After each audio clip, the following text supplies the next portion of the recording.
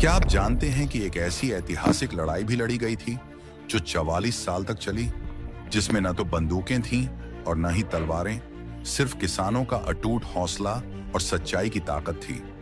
एक ऐसा आंदोलन जिसने भारत के स्वतंत्रता संग्राम की नींव रखी। आज हम आपको एक ऐसी कहानी सुनाने जा रहे हैं जो आपको सोचने पर मजबूर कर देगी कि एकजुट होकर अन्याय के खिलाफ लड़ने से कोई भी सत्ता उन्हें हरा नहीं सकती। ये कहानी है बिजोलिया किसान आंदोलन की। ये बात है सन 1897 की। राजस्थान के मेवाड़ रियासत में एक छोटा सा ठिकाना था जिसका नाम था बिजोलिया।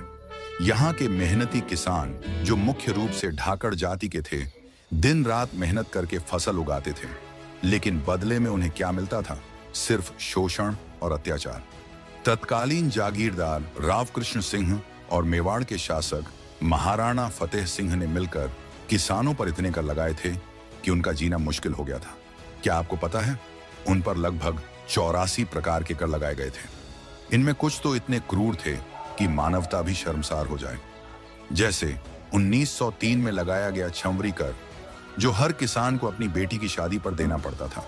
इसके बाद 1906 में नए जागीरदार पृथ्वी सिंह ने एक और नया कर लगा दिया, जिसे तलवार बंधाई कर कहते थे। यह कर नए जागीरदार के गद्दी पर बैठने की खुशी में वसूला जाता था। लेकिन अत्याचार की एक हद होती है। जब सब्र का बांध टूट गया तो किसानों ने एक होकर कुछ करने का फैसला किया।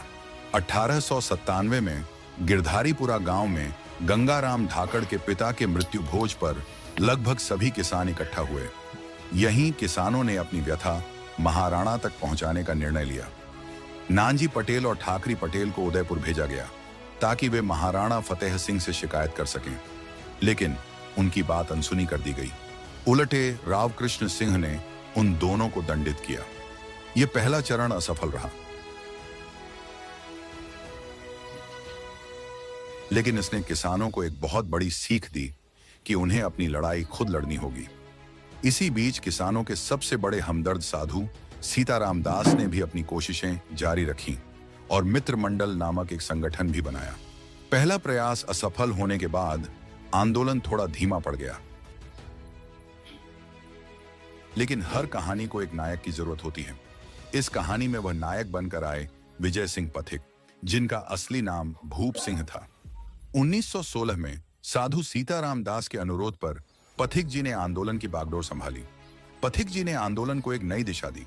उन्होंने किसानों को अहिंसक रहने की सलाह दी, लेकिन कर न देने के लिए प्रेरित किया।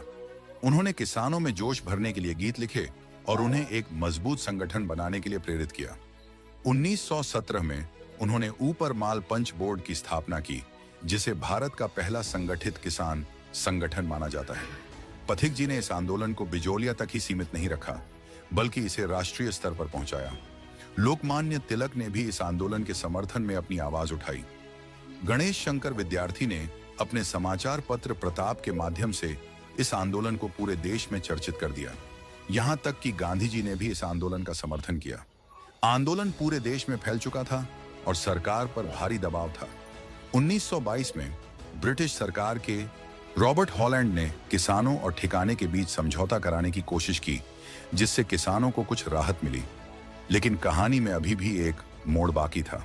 1927 में कुछ मतभेदों के चलते विजय सिंह पथिक को आंदोलन से अलग होना पड़ा। इसके बाद आंदोलन का नेतृत्व माणिक्य लाल वर्मा और जमुना लाल बजाज जैसे नेताओं ने संभाला। उन्होंने आंदोलन को जारी रखा। आखिरकार इतने लंबे और शांतिपूर्ण संघर्ष का फल मिला।